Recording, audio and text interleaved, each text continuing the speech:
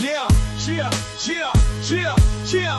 Started in the land down under Redbelly in the mix. Blockchain revolution, fixing all the tricks. Vincent Gramoli, visionary in the game. Built a foolproof chain, bringing the flame. Welcome back, everyone, to another great episode of the Redbelly Insights podcast. I'm here with your regular other host, Vincent.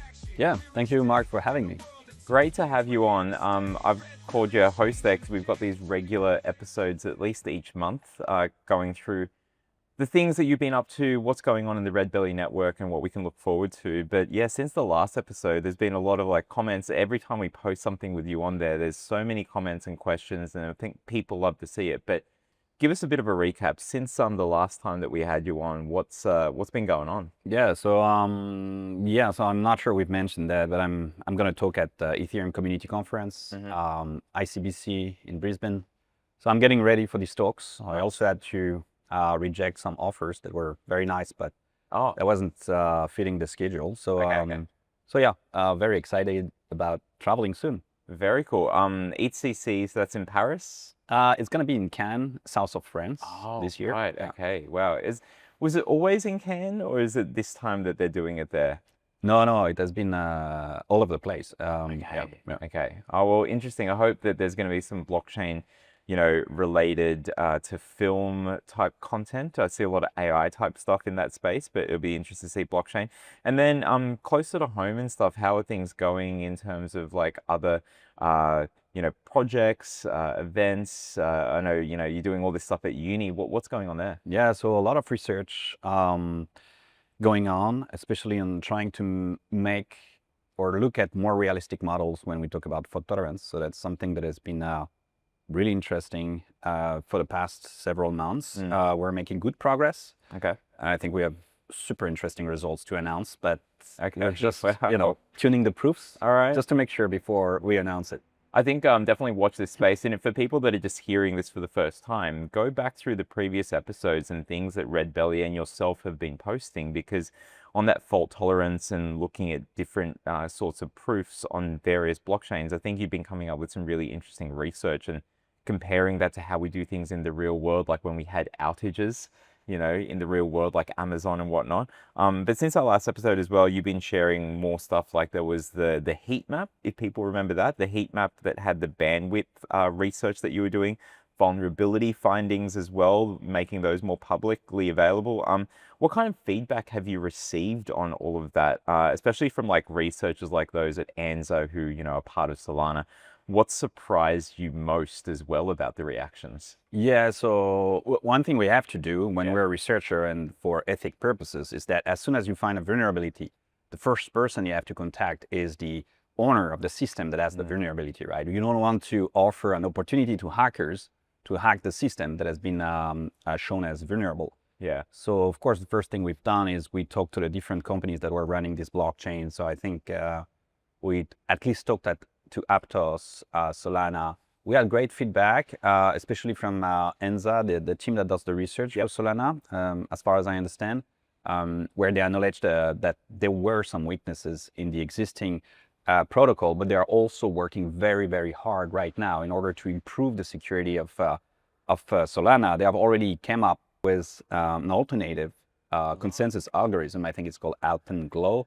Okay. But it's not released yet. So really, it's going to get better, but you have to be patient. So it's very interesting to see these people who are responsive. They're really caring about research, and they take this feedback really importantly into account. I think it's really good that I know other industries do that kind of stuff as well, but I think it's especially important in the blockchain space, given that we're still very early. It's not that maturity level where, okay, seeing a vulnerability in an opponent or a competitor is an advantage that the big four accounting firms or telcos or others take advantage of. We're still all trying to vie for the attention of and getting into the real world where things work, not just retail, but mainly in that corporate world, business to business, using our technology for payment rails and whatnot. So I think it's really interesting that you guys point that stuff out, because the stronger we all are together, the better it is for us as individual, companies. So I think it's great. Did any of the feedback that you had, say, reinforce existing views that you had, or challenge some of those? Was there anything like that at all from, you know, Maybe some feedback? challenge, yeah. Like in the sense that when you start talking to the other people that are doing the research on their side, Yeah. you expect that they are doing the same type of research that you do, Sure. but then you realize that there are differences. And so when you start talking to them and you realize that they don't have the same understanding of what you're thinking, like then you realize that you have to work a little bit on just defining the terms, like the vocabulary that you're using in order to understand each other. So I've been talking to different people who are researchers. One is in the US, and that was striking, like the difference. Like at the end of the day, we agreed together, but at the beginning you feel like you're saying complete nonsense just because they don't use the same vocabulary. So it takes a little bit of time to get to understand the people and how they are viewing things in order to agree. I think that context is definitely important, because you might be looking at the same thing, but because you're looking at it from different angles, and like you said, the terms, the standards aren't there. I think, you know, having, I can't remember, it might have been one of our episodes before, but we spoke about on here that need to have standards so that we can actually have let's call it an understandable conversation where we're actually understanding each other and walking away with like new learnings and new things to do. Because you'd hope that with those types of conversations, you learn something from it, the other people learn something from it, and we walk away all enriched. So I think there's like lessons there for like how to deal with all of that. So that's great in terms of like, you know, the feedback that you were getting there and that real world kind of research. Another thing that we wanted to talk about a bit more, because we touched upon it in that previous episode, was this honest versus Byzantine model. I put this in the category when we're preparing questions about humans, not honest, not Byzantine, not even perfectly rational, because there is this problem that's out there. And, you know, we spoke about this in the preamble, but you've been debating the classic honest versus Byzantine model. What do you think that framing, why do you think that that framing is too black and white for the real world? Yeah, and that's a model that it's a great model, right? I've been working on Byzantine versus correct for quite some time. I think it allowed the research community to design solutions that would work in this model. So even though you have this Byzantine environment where you can have really arbitrary behavior, your system will still work, right? Of course, you cannot afford having too many of these arbitrary behaviors among the participants of your distributed environment. But as soon as you can tolerate that, you can tolerate a certain number of hackers that could do whatever it takes to break your system. So it makes your system very robust. Now, the problem is that if you start thinking about blockchain more and more, then you realize that we need to come up with accountability, incentive mechanisms, whether they're negative or positive.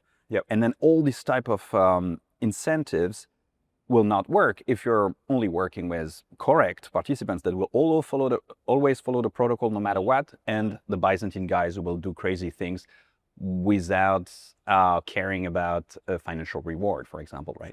So I think a better model would involve a mixture of these behaviors with the rational behavior, right? So essentially, I think it's fair to say that a lot of people are rational, but there are people for which you cannot capture what we call a utility function. So you don't really understand what are their motivations, right? And maybe they might be very wealthy. Maybe they don't care about your small reward that you're going to offer them. And maybe they are here to break your system for some reason, just because they have extra motivations that you don't capture in your model. And these would be the Byzantine or the malicious participants that you have to deal with. So you have rational Byzantine, and still, I think there's still maybe just a few people who are altruistic in the sense that they will try to make sure that the protocol works, and they will follow the rules of the protocol. And if you ask me, for example, I'm the founder of Redbelly Network, right? So I would be this kind of altruistic guy who, you know, even if I have to spend money in order to make sure that it works, I would do that, right? So I won't be bribed easily. That's what I'm saying, right?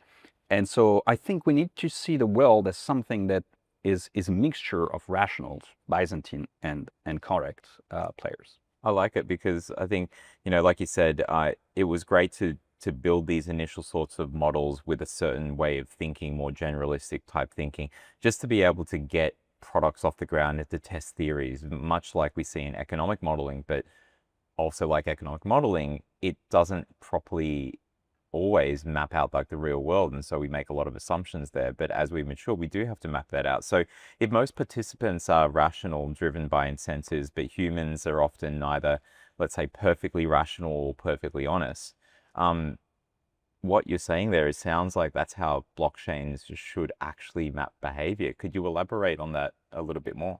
Yeah, so there was this question, which was, can we solve consensus? That was, there is an impossibility result that says that we cannot solve consensus if we have 1/3 of Byzantine participants in the general communication model, where you cannot really bound the time it takes for a message to be delivered. So over the internet, think of it as internet, right? Over internet, solving consensus, when you have 1/3 of participants that will do everything it takes to break it, then you cannot solve consensus, right? That's it. Now the question was, and all the solutions that emerged from these impossibility results were, okay, then let's take 2/3 of them that are correct, right? So now you can ask yourself a question: is it possible? So we know that it's possible to have consensus algorithm as long as you have 2/3 or more of the participants that are correct, right? There are many instances of these protocols that exists. And now the follow-up question is, do you really need these 2/3 of correct participants in order to solve consensus? And we've shown that the answer is no. Actually, you can have much less correct as long as you have a proportion of rational. Rationals are not correct, right? Yeah. They will steal assets if they know they can make money out of that, right? Sure. So they are rational, they are driven by money. Yeah. And yet they can help you secure your system if you don't have enough correct. So that's a very interesting result that came up. And what we showed was, for example, the zero loss blockchain back in 2024 was that essentially, even though you have a majority of colluding participants, you can still implement a blockchain. So that was a very interesting result. And we're working on the follow-up of that will bring, I won't tell you what we believe, but we believe we can do better than a majority of failures.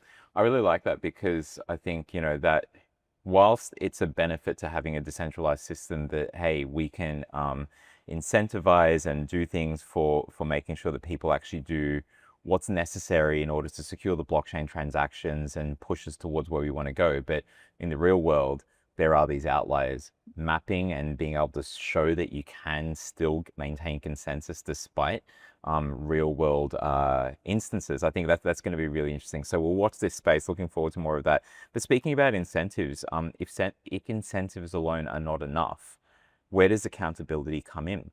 And what does accountability add that slashing or economic deterrence does not? Yeah, so typically slashing or economic deterrence are based on the same principle, right? So slashing is like a punition or a penalty, right? So you take someone and you say, oh, you've been doing bad things, I'm gonna steal money out of your deposit account by slashing your staked coins, for example. Sure. Right, so it's like a penalty that you impose on the misbehavior.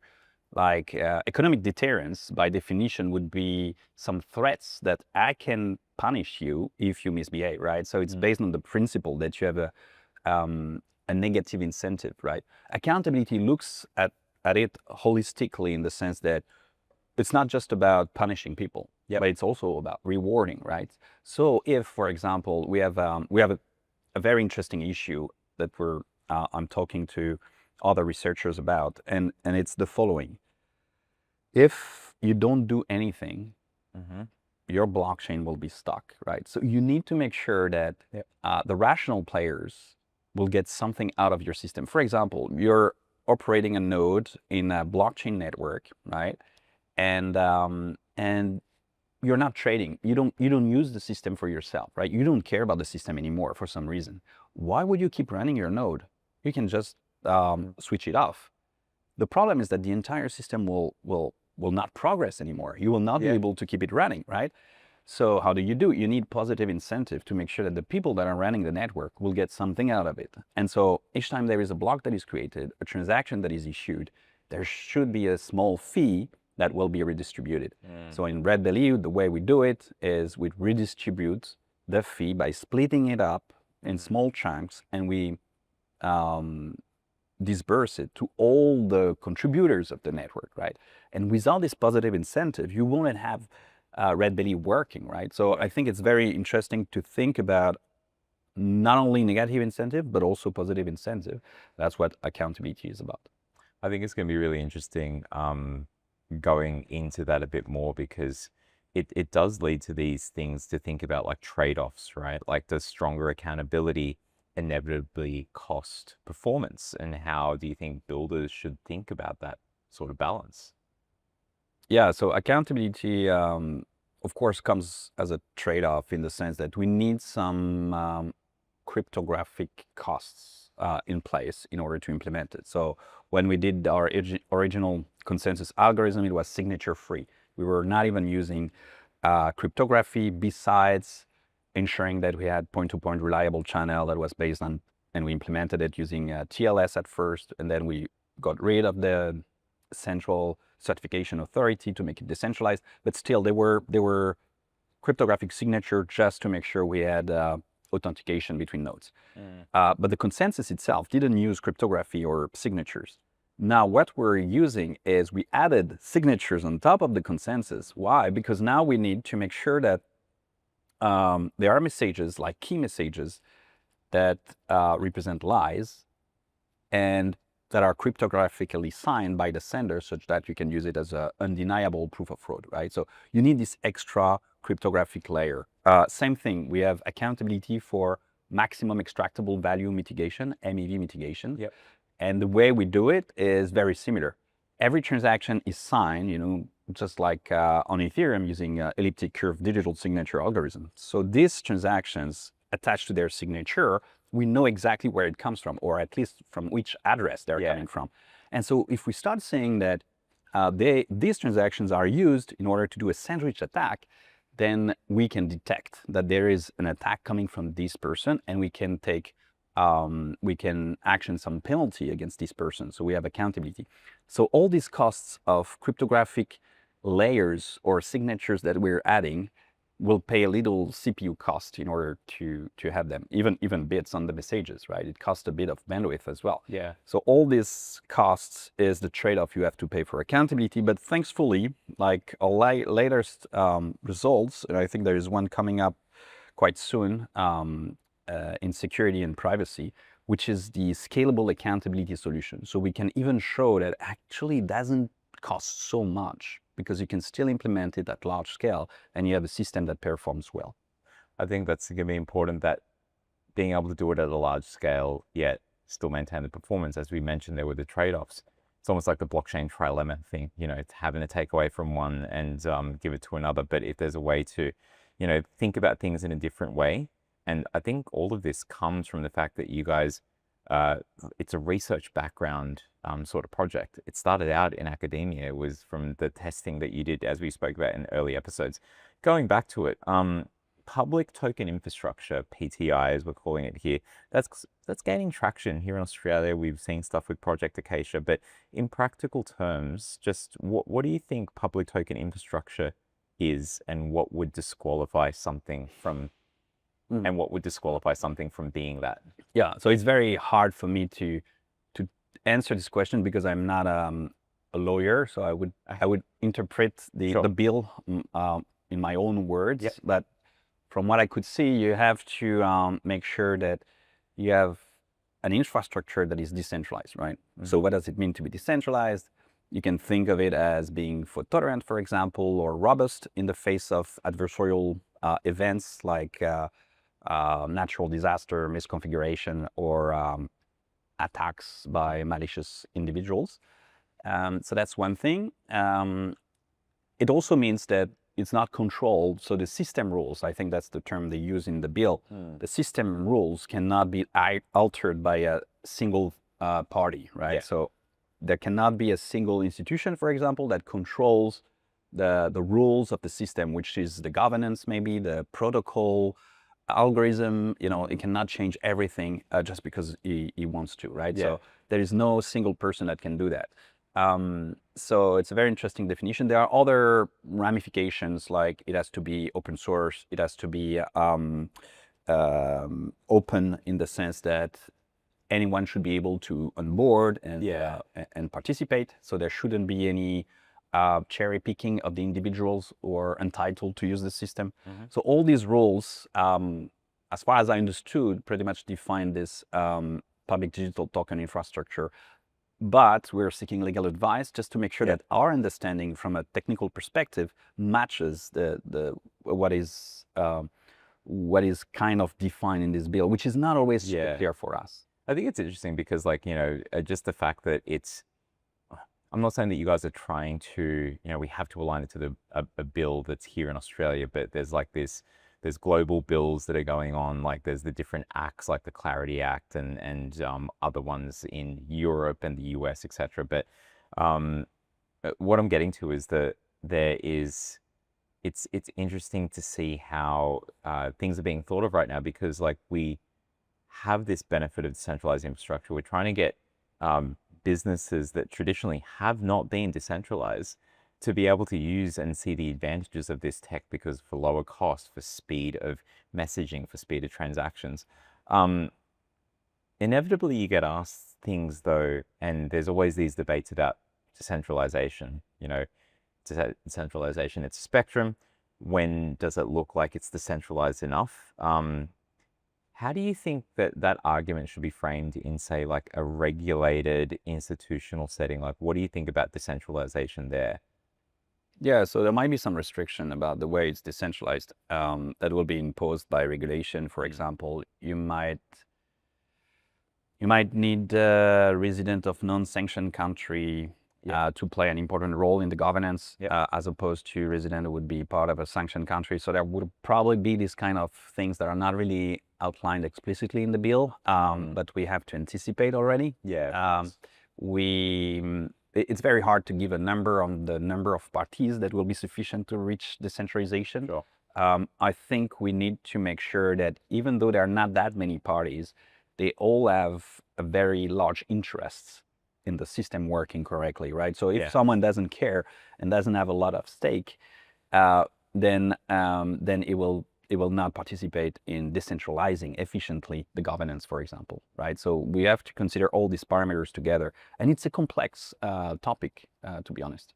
Hopefully you're using a bit of AI to help out, Not sure they will solve the problem, but we'll see. Just to pass all the information, because I'm sure there's like so much considerations there. So definitely as an assistant rather than the decision maker there. But let's switch back over to RWAs, which is what captures a lot of attention, whether it's in the news and funds doing it, or even businesses actually trying to do RWA stuff. There's a lot of noise around tokenization and, even 24/7 trading, because like whether it's NASDAQ, the NYSE, folks in Europe and elsewhere looking at, going onto blockchain. But if real world assets are sort of like workflows, it's cash flows, it's obligations, it's settlement processes, what do you think needs to change in how we design existing infrastructure? Because it's not necessarily just going to be plug and play. As much as we want to bring tech to them and, have things, the real world is API based. So let's make blockchain, more API related. But what do you think just needs to change overall? Yeah, so I think the walled garden example is ill suited for this type of, what we would call the collateral mobility, or, just this composability of different financial applications with another. I think this is ill-suited because you don't tap into the potential of the open markets, right? If you have this walled garden solution. So I think there are limitations to these approaches, but I understand where it comes from, right? There is also a need for regulation. So you cannot come up with a solution that is completely anonymous, ensure privacy and obfuscate all the transfers, because at the end of the day, you have to make it accountable somehow, make sure that the users will be held responsible for what they're doing. They cannot do money laundering, for example. So I understand where these walled garden solutions are coming from. The problem is that it's ill-suited. So I think the ideal is in between, right? So think about a regulated network that will interconnect everyone, that will truly leverage this network effect that you will find, cross-border, and but still will need to comply with some form of regulation, making sure that people will be accountable when they start using the system, right? And that's essentially what defines Redbelly. So we have been pushing in that direction for a long time. And now when we see more walled gardens solutions coming up from private institutions, we feel like it won't, like it's good as a sandbox environment to test things. Absolutely. But it won't go as far as where we're aiming at. It's interesting. I thought we were done with all of that kind of stuff. And, you know, we heard like a few years ago, whether it was JP Morgan or one of the others, try to do their walled garden approach. Even the ASX was sort of like walled garden type stuff when they were still like trying to replace chess and do other things in blockchain. But I remember there were examples where they went over to public blockchain, but with private areas on public blockchain because they saw the benefits. I mean, one from a development perspective, if it's walled garden, having to be the ones that maintain all of that and not having the advantage of just the community of developers that you could have in an open source sort of world is one big advantage that is missed out on there. So it's really interesting that you're seeing like more walled garden stuff come up,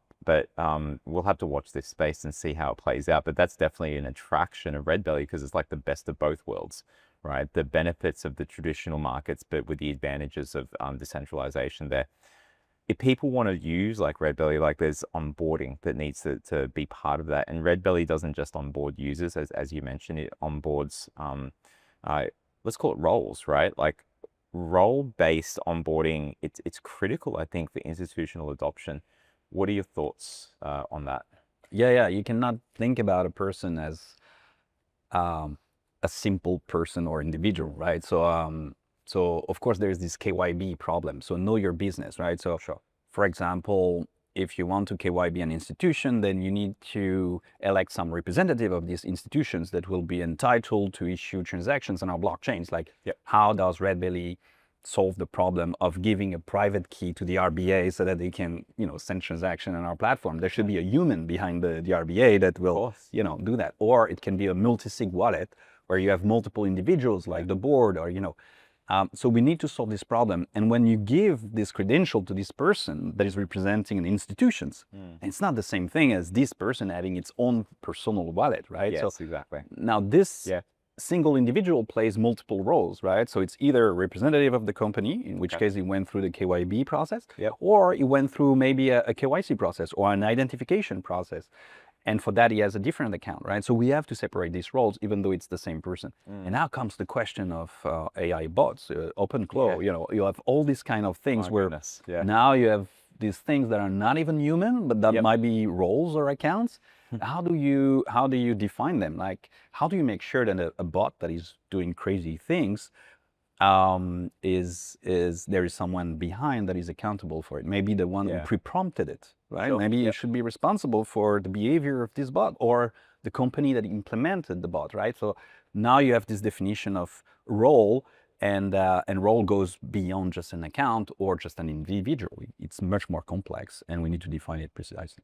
I think it's interesting that you raise like the agents thing there, because the narrative around the AI space that we work so closely with as well is it's all about OpenClaw, which it was ClaudeBot, changed the name because it's too much like Claude. They went to Molt.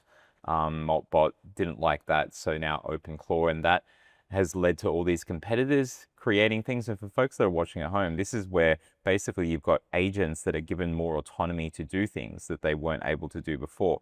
And it's a very good point, because in terms of roles, like there will be agent type roles, but I think what's interesting with what you guys have, and more work is being done there, as we know, in the background, but in a normal world, non-blockchain, where you have, let's just go back to that main problem. Like you have rules and regulations and enforcement of law after the fact. We have to wait till someone's done something wrong. You're not allowed to trade wholesale securities. Some people got in trouble for selling wholesale securities to retail investors. In a blockchain-based world, you just simply have those rules in the smart contract that you're not a wholesale investor. You just don't get to touch the stuff.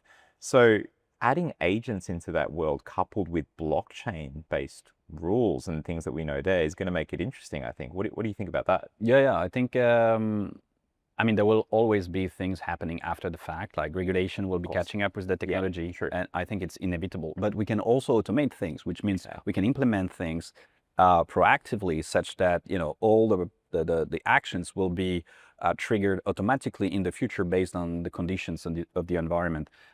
So I think it's very important to spend enough time working with regulators, trying to understand where it's going, so that you can anticipate how it should, how it should execute. And also, what is important is, even though we're talking about immutable blockchain, it's important to understand that this immutability is flexible in some sense, right? So, for example, the Redbelly network protocol is a protocol that can change over time based on the governance and how we define things and rules. So, even though the mainnet will keep running forever, I hope so, we know that at some point the protocol version itself might be updated, because there has been an input coming from regulation. There's these new things after the fact that has been detected that is not acceptable, and therefore we have to make some changes.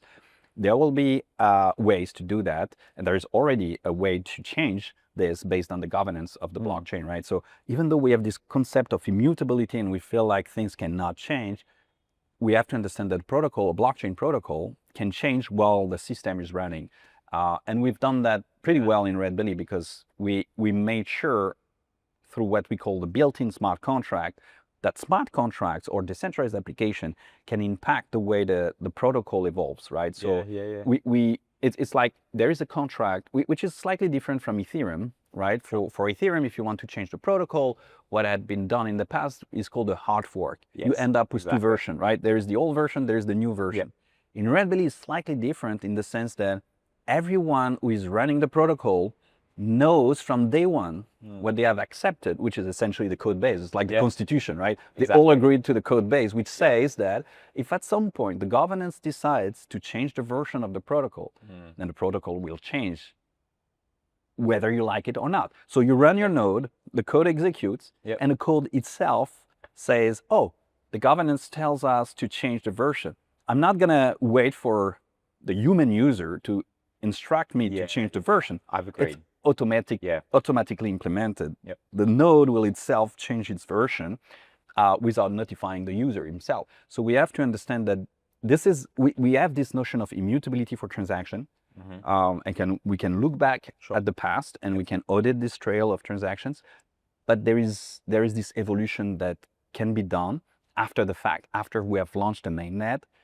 If regulation changes, we can adapt the protocol itself. I think that that's important to have, because the real world changes do happen. What was built almost, or actually over 10 years ago, like 2015 Ethereum, and obviously there have been forks and changes there, but stuff changes in the environment that we're working with over time. And I think there's a saying that I'm going to butcher, but something to do with a wise man is able to change based on new facts, right? They're not just hard coded. So I could see Redbelly as being more of like the wise blockchain, because it will change based on governance and consensus. And speaking of, being the wise blockchain, just on this topic of being built for ordinary days, you often have talked about performance, resilience, security. What does built for, let's say, ordinary days mean in blockchain infrastructure when it comes to things like audits, outages, compliance reviews, having predictable costs? What does this all mean? Yeah. So, I mean, we've worked a lot on this for tolerance and so on, and we've been through audit processes just to make sure that we comply with, when we work in academia and you work on fault tolerance on theoretical problem, which are essentially mathematical problem, it doesn't translate necessarily in practical security in the sense, or compliance with due diligence, in the sense that there might be external institutions that will not really agree with your mathematical model, or not even care about trying to understand it.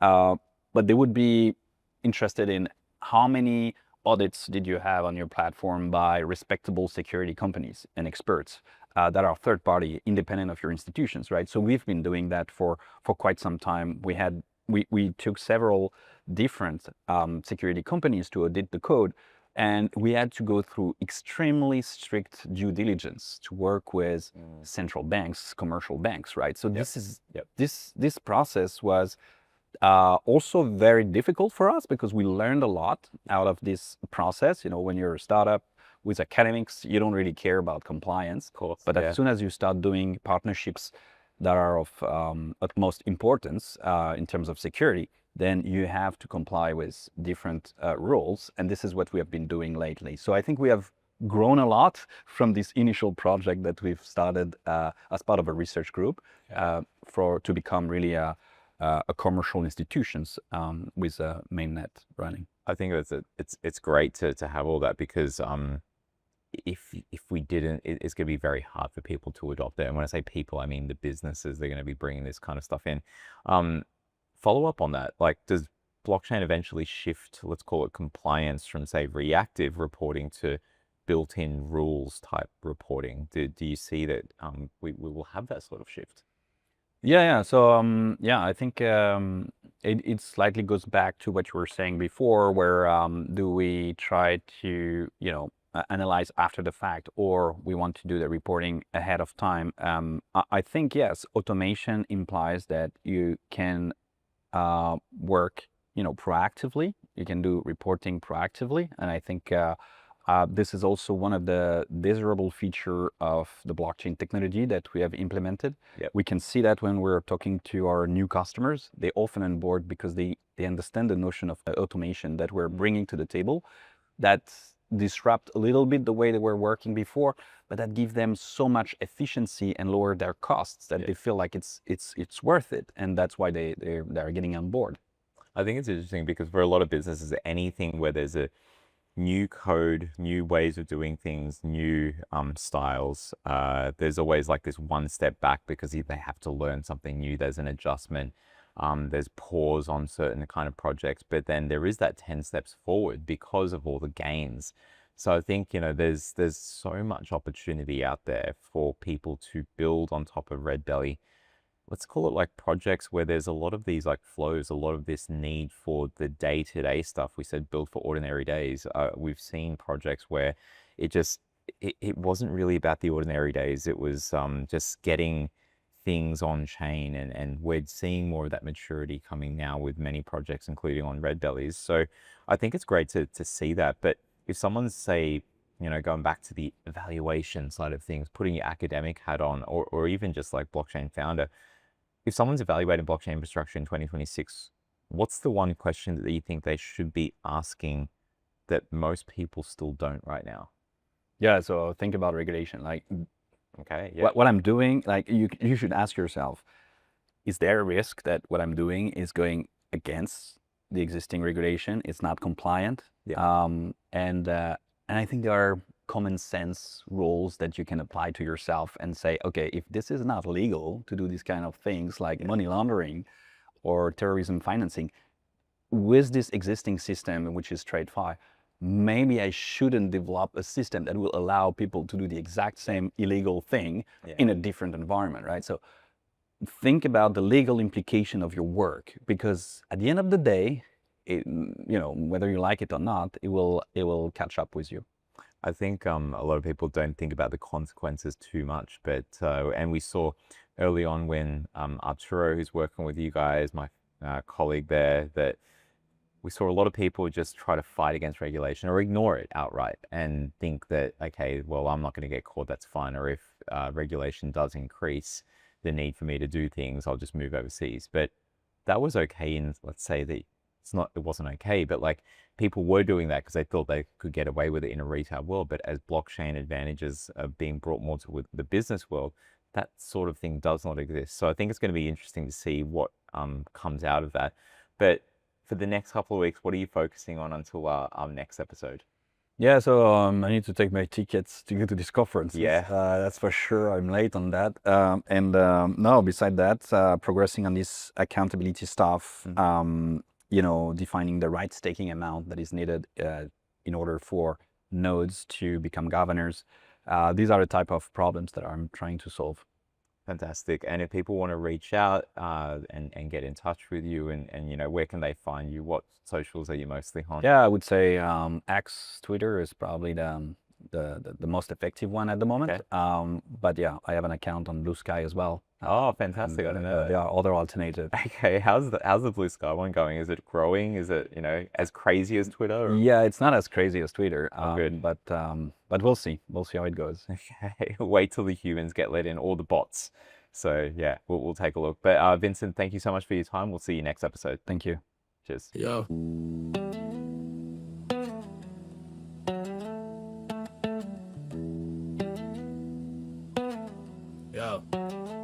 Yo.